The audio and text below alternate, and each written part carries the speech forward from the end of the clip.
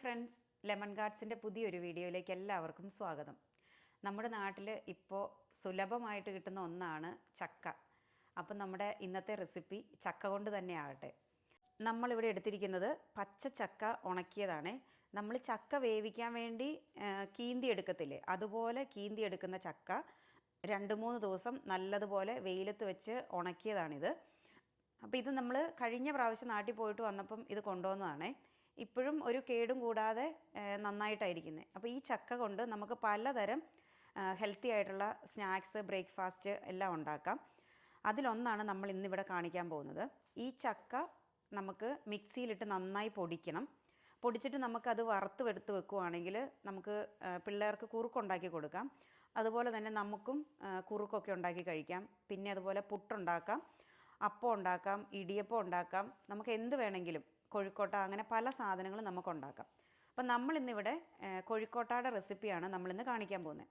അപ്പം നമ്മൾ ഈ ചക്ക പൊടിച്ച പൊടി ഇവിടെ ഒരു 2 കപ്പ് എടുത്ത് വെച്ചിട്ടുണ്ട്. മിക്സിക്കകത്തിട്ട് പൊടിച്ച് വെച്ചിരിക്കുന്നതാണ്. നന്നായി നല്ല ഫൈനായിട്ട് പൊടിച്ചിട്ടുണ്ട്. അപ്പം നമുക്ക് ഈ പൊടി നമുക്കൊന്ന് വറുത്തെടുക്കണം. വറുത്തെന്ന് പറഞ്ഞാൽ നന്നായി ഒന്ന് ചൂടായാൽ മാത്രം മതിയേ.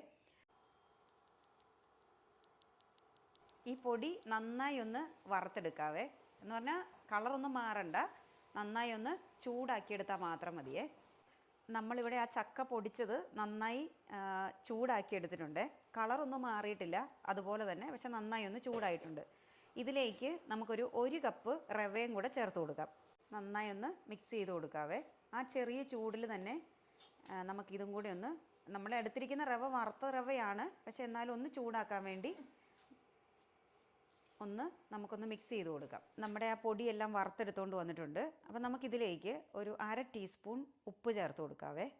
ഇനി നമ്മളിതിലേക്ക് ഒരു 1/2 ടേബിൾ സ്പൂൺ ജീരകവും അതുപോലെ തന്നെ ഒരു 3 ഏലക്കായും കൂടെ ഒന്ന് ചതച്ചെടുത്ത് വെച്ചിരുന്നായിരുന്നേ, അതും കൂടെ നമുക്ക് ഇതിലേക്ക് ചേർത്ത് കൊടുക്കാം ഒരു ഫ്ലേവറിന് വേണ്ടി. അതുപോലെ തന്നെ നമ്മൾ 1 കപ്പ് തേങ്ങ എടുത്ത് വെച്ചിട്ടുണ്ട്. അപ്പം നമ്മൾ തേങ്ങ ചിരണ്ടിയത് അതും കൂടെ നമുക്കിതിലേക്ക് ചേർത്ത് കൊടുക്കാം. ശർക്കരയുടെ പകുതി ചിരണ്ടി എടുത്ത് വെച്ചിട്ടുണ്ടായിരുന്നു, അപ്പോൾ അതും കൂടെ നമുക്ക് ഇതിലേക്ക് ചേർത്ത് കൊടുക്കാം. ഈ ശർക്കര ഇല്ലെങ്കിലും കുഴപ്പമൊന്നുമില്ല, മധുരം വേണമെങ്കിൽ മാത്രം ശർക്കര ചേർത്താൽ മതി. ശർക്കര ഇല്ലെങ്കിലും ഇതിന് നല്ലൊരു ടേസ്റ്റ് ഉണ്ട്, തേങ്ങ മാത്രം ചേർത്താൽ മതി. നമ്മളിവിടെ ഒരു 1/2 ശർക്കര ചീകി എടുത്തത് ചേർത്ത് കൊടുക്കുന്നുണ്ട്.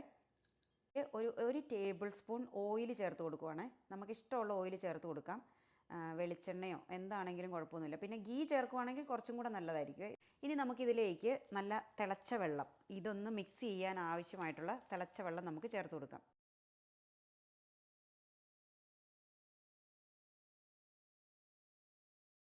നല്ല തിളച്ച വെള്ളമായിരുന്നു നമ്മൾ ഒഴിച്ചത്. അപ്പം നമ്മൾ ചൂടാറി കഴിഞ്ഞ് കഴിഞ്ഞപ്പോഴത്തേക്കും നമ്മൾ കൈ വെച്ച് നന്നായി ഒന്ന് മിക്സ് ചെയ്യാവേ.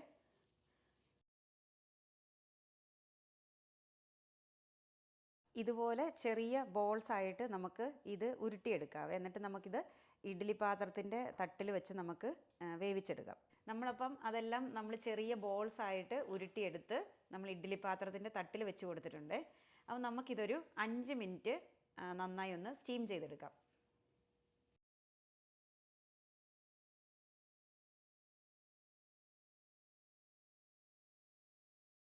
അപ്പോൾ നമ്മുടെ വളരെ ഡെലീഷ്യസ് ആയിട്ടുള്ള ഹെൽത്തി ആയിട്ടുള്ള സ്നാക്ക് റെഡി ആയിട്ടുണ്ട്. അപ്പോൾ എല്ലാവരും ഒന്ന് ട്രൈ ചെയ്ത് നോക്കുക. നല്ല ടേസ്റ്റ് ഉണ്ട്, അതുപോലെ തന്നെ വളരെ ഹെൽത്തി ആയിട്ടുള്ള ഒന്നാണ്. നമുക്ക് എത്ര നാളത്തേക്ക് വേണേലും ഇതുപോലെ പച്ചച്ചക്ക ഉണക്കി വെക്കുകയാണെങ്കിൽ നമുക്ക് ഇടയ്ക്കിടയ്ക്ക് ചക്ക ഇല്ലാത്തപ്പോഴും നമുക്കിത് ഉണ്ടാക്കിയെടുക്കാം. അപ്പോൾ എല്ലാവരും ഒന്ന് ട്രൈ ചെയ്ത് നോക്കുക. Thank you for watching.